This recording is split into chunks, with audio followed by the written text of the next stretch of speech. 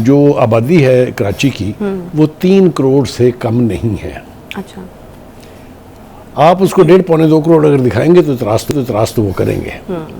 उनके जो यानी मुस्तफ़ा कमाल साहब हैं वो ये कहते हैं कि जो मरदमशुमारी की गई है उसमें भी 56 लाख वोट तो हमने गिनवाए हैं उनको कि ये आपने नहीं गिने थे जो ये अच्छा। वोट है।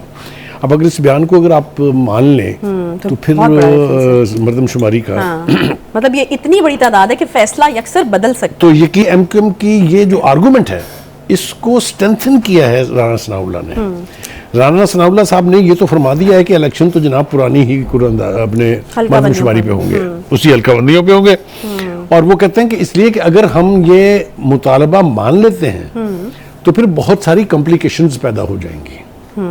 इसलिए कि नई मरदमशुमारी के ऊपर भी बहुत सारे लोगों के रिजर्वेशंस हैं। सही। फिर हल्काबंदियों के लिए टाइम चाहिए होता है, 6 महीने चाहिए उसके लिए इलेक्शन कमीशन के मुताबिक।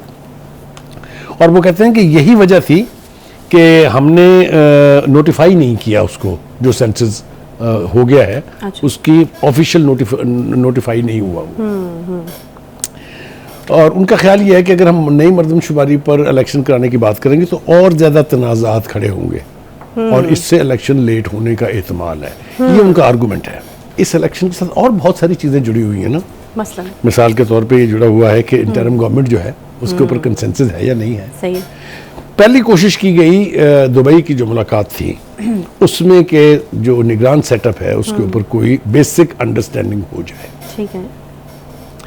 लेकिन कोई नतीजा सामने नहीं आया, कोई नाम सामने नहीं आए। नाम बेपना गर्दिश कर रहे हैं के लिए जो इंटरिम प्राइम मिनिस्टर होंगे। लेकिन आज जो मुशावरत का अमल शुरू किया है वजीर आजम साहब ने, अच्छा।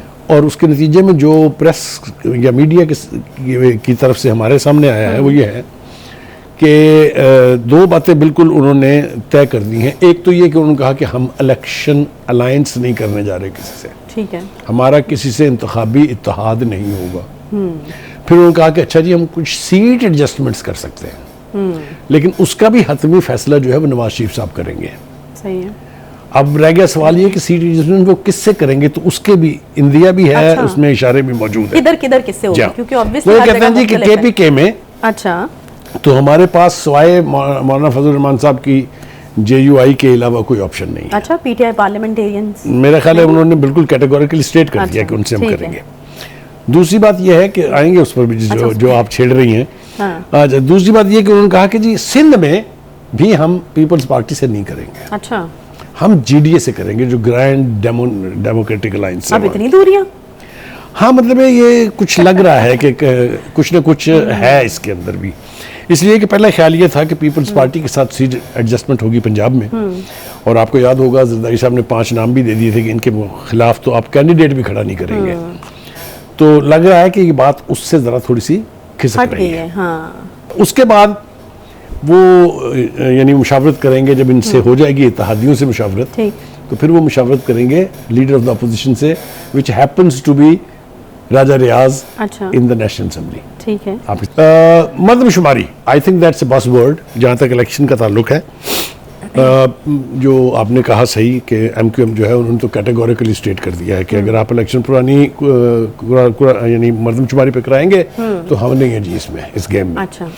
ये एमक्यूएम पहले भी कर चुकी है, आपको याद होगा 2018 का इलेक्शन का बाइकआउट अगर उन्होंने ना किया होता तो वहाँ पीटीआई को वो पजीराई नहीं मिलनी थी जो अल्टीमेटली मिली। कुछ तो खैर इलेक्शन के हवाले से भी बहुत सारे सवालिया निशान हैं कि रिजल्ट मैनिपुलेट हुआ था, मैंडेट चोरी हो गया था वगैरह वगैरह, लेकिन एक बहुत बड़ा फैक्टर ये भी था कि एमक्यूएम इलेक्शन में बाइकआउट कर गई। बुखारी साहब, कोई अच्छी स्ट्रैटेजी है मैदान खाली छोड़ने की? देखिए, गुजारिश ये है कि जब आपके मुतालबात तस्लीम न हो रहे हों, कोई रास्ता निकल ना रहा हो, तो आप फिर उस अमल से लाताल्लुक हो जाते हैं। और ये उनकी अपनी पार्टी की स्ट्रेटजी है। ये मतलब कोई उनको समझा नहीं सकता है, एमक्यूएम ने करना वही है। वो ये कहते हैं 2-3 चीज़ें जो काबिल गौर हैं। एक तो ये कहते हैं कि जी हमारे ख्याल से जो आबादी है कराची की वो 3 करोड़ से कम नहीं है। अच्छा। आप उसको 1.5-2 करोड़ अगर दिखाएंगे तो इतराज तो वो करेंगे। उनके जो यानी मुस्तफ़ा कमाल साहब हैं वो ये कहते हैं कि जो मरदमशुमारी की गई है उसमें भी 56 लाख वोट तो हमने गिनवाए हैं उनको कि ये आपने नहीं गिने थे जो ये वोट है। अब अगर इस बयान को अगर आप मान लें तो फिर बहुत बड़ा difference मर्दमशुमारी का मतलब ये इतनी बड़ी तादाद है कि फैसला यकसर बदल सकता तो यकीनी तौर पर ये पॉसिबिलिटी है कि अगर एमक्यूएम को घास ना डाली गई या उनको ऑन बोर्ड ना लिया गया तो एक ऑप्शन उनके पास ये है कि वो इलेक्शन का बाइकआउट कर दें। And who will be the beneficiary फिर? बेनिफिशियरी ऑब्वियसली इसकी पीपल्स पार्टी होगी ना, वहाँ मेन स्ट्रीम तो होल्डर तो उनके वही हक है। में जाता है कि वो इनकी बात जमात ना माने। इस्लामी भी वहाँ से सीटें निकाल लेती है, लेकिन वो कोई इतना बड़ा डेंट नहीं डाल सकती है। दूसरी बात ये कि एमक्यूएम की ये जो आर्गूमेंट है इसको स्ट्रेंथन किया है राना सनाउल्लाह ने। राना सनाउल्लाह साहब ने ये तो फरमा दिया है कि इलेक्शन तो जनाब पुरानी ही अपने मर्दमशुमारी पे होंगे, उसी हल्का बंदियों पे होंगे। और वो कहते हैं कि इसलिए कि अगर हम ये मुतालबा मान लेते हैं तो फिर बहुत सारी कॉम्प्लिकेशंस पैदा हो जाएंगी, इसलिए कि नई मर्दमशुमारी के ऊपर भी बहुत सारे लोगों के रिजर्वेशंस हैं। सही। फिर हल्का बंदियों के लिए टाइम चाहिए होता है, 6 महीने चाहिए उसके लिए इलेक्शन कमीशन के मुताबिक। और वो कहते हैं कि यही वजह थी कि हमने नोटिफाई नहीं किया उसको, जो सेंसस हो गया है उसकी ऑफिशियल नोटिफाई नहीं हुआ वो। और उनका ख्याल ये है कि अगर हम नई मर्दमशुमारी पर इलेक्शन कराने की बात करेंगे तो और ज़्यादा तनाज़ात खड़े होंगे और इससे इलेक्शन लेट होने का एहतमाल है। ये उनका आर्गूमेंट है। नहीं बुखारी साहब देखें, कुछ सिचुएशंस के अंदर देखें पार्टियों का अपना अपना मौक़िफ़ तो होता है, लेकिन कुछ एक असूली स्टांस भी होता है। जैसे आप मुझे बताइए कि ये नई हल्का बंदियों के मुताबिक इलेक्शन होने चाहिए या नहीं? असूली तौर पर तो सेंसस होता ही इसलिए है कि वो लोग जो 18 साल की उम्र क्रॉस कर गए हैं उनका रजिस्टर होना एज ए वोटर लाजमी है। अब देखिए पिछली मर्दमशुमारी भी हमने 12 साल लेट कराई थी। हाँ जी। और उसके बाद ये भी लेट हो जाएगी, तो कितने वोटर जो हैं वो रजिस्टर होने से रह जाएंगे। अब देखिए, अब मर्दमशुमारी तो हो गई हुई है, अच्छा, उसके ऊपर रिजर्वेशन है एमक्यूएम की, उसके ऊपर रिजर्वेशन पीपल्स पार्टी की भी है।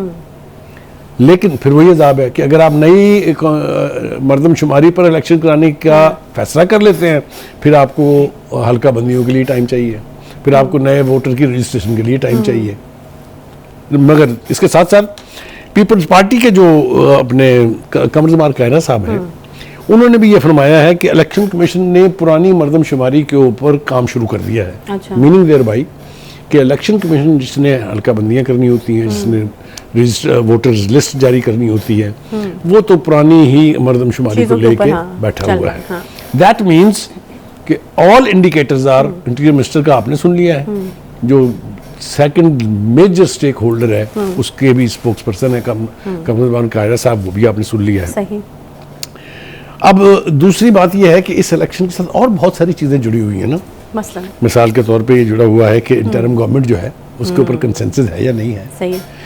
पहली कोशिश की गई दुबई की जो मुलाकात थी उसमें के जो निगरान सेटअप है उसके ऊपर कोई बेसिक अंडरस्टैंडिंग हो जाए, ठीक है, लेकिन कोई नतीजा सामने नहीं आया, कोई नाम सामने नहीं आए। नाम बेपना गर्दिश कर रहे हैं के लिए जो इंटरिम प्राइम मिनिस्टर होंगे। लेकिन आज जो मुशावरत का अमल शुरू किया है वजीर आजम साहब ने, अच्छा, और उसके नतीजे में जो प्रेस या मीडिया की तरफ से हमारे सामने आया है वो ये है कि दो बातें बिल्कुल उन्होंने तय कर दी हैं। एक तो ये कि उन्होंने कहा कि हम इलेक्शन अलायंस नहीं करने जा रहे किसी से, ठीक है, हमारा किसी से इंतखाबी इत्तेहाद नहीं होगा। फिर उन्होंने कहा कि अच्छा जी हम कुछ सीट एडजस्टमेंट्स कर सकते हैं, लेकिन उसका भी हतमी फैसला जो है वो नवाज शरीफ साहब करेंगे। सही है। अब रह गया सवाल ये कि सीट एडजस्टमेंट वो किससे करेंगे, तो उसके भी इंदिया भी है, अच्छा, उसमें इशारे भी मौजूद है। किधर किससे होगा, क्योंकि ऑब्वियसली वो कहते हैं जी कि केपीके में, अच्छा, तो हमारे पास सिवाय मौलाना फजल रहमान साहब की जेयूआई के अलावा कोई ऑप्शन नहीं है। अच्छा, पीटीआई पार्लियामेंटेरियंस, मेरा ख्याल है उन्होंने बिल्कुल कैटेगोरिकली स्टेट कर दिया कि उनसे हम करेंगे। दूसरी बात यह है कि आएंगे उस पर भी जो आप छेड़ रही हैं। अच्छा, दूसरी बात यह कि उन्होंने कहा कि जी सिंध में भी हम पीपल्स पार्टी से नहीं करेंगे, अच्छा, हम जीडीए से करेंगे, जो ग्रैंड डेमोक्रेटिक अलायंस। अब इतनी दूरियां? हाँ, मतलब ये कुछ लग रहा है कि कुछ ना कुछ है इसके अंदर भी। इसलिए कि पहला ख्याल ये था कि पीपल्स पार्टी के साथ सीट एडजस्टमेंट होगी पंजाब में, और आपको याद होगा जरदारी साहब ने 5 नाम भी दे दिए थे कि इनके खिलाफ तो आप कैंडिडेट भी खड़ा नहीं करेंगे। तो लग रहा है कि ये बात उससे ज़रा थोड़ी सी खिसक रही है। हाँ।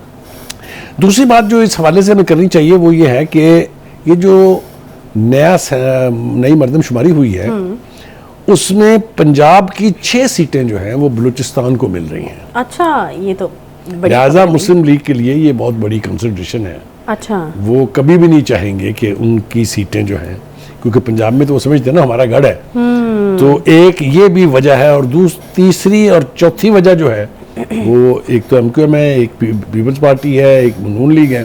फाटा में भी लोगों का ख्याल ये है, वहाँ की जो लीडरशिप है, कि हमारी गिनती भी पूरी नहीं हुई है, हमारे लोगों को बहुत कम दिखाया गया है। अच्छा, तो ये बहुत सारी वजूहात हैं जिसकी वजह से पुरानी ही मर्दमशुमारी मेरे ख्याल से चलेगी, नई के ऊपर मुझे बात बनती दिखाई नहीं दे रही है। अच्छा जी, अब हम बात कर रहे थे कि इंटरिम सेटअप जो है उसका क्या नतीजा निकलेगा। तो जो मुशावरत शुरू की है प्राइम मिनिस्टर शहबाज शरीफ साहब ने, उसने 3 फैसले कर लिए। पहला फैसला तो ये किया है कि जी वो कोई सहाफ़ी नहीं होगा। अच्छा, ठीक है। दूसरा ये कि कोई जज भी नहीं होगा, सही है। फॉर्मर, और कोई जनरल भी नहीं होगा। इस पे सबका कंसेंसस है। इसके ऊपर कम से कम उनकी मुशावरत जिन लोगों से हुई है, ठीक है, जो उन सब उसमें ने PDM की जमात रज़ामंदी शामिल ज़ाहिर है, की है। उसमें इसके ऊपर कंसेंसस है कि इन 3 के अलावा, मतलब ये सीधा सीधा कि कुछ सियासतदान होना चाहिए इंटरिम प्राइम मिनिस्टर। ठीक है जी। तो अब देखना ये है कि ये ऊंट अब अल्टीमेटली किस करवट बैठेगा। उसके बाद वो यानी मुशावरत करेंगे, जब इनसे हो जाएगी इत्तेहादियों से मुशावरत, ठीक, तो फिर वो मुशावरत करेंगे लीडर ऑफ द अपोजिशन से, which happens to be Raja रियाज अच्छा, इन द नेशनल असेंबली। ठीक है। आप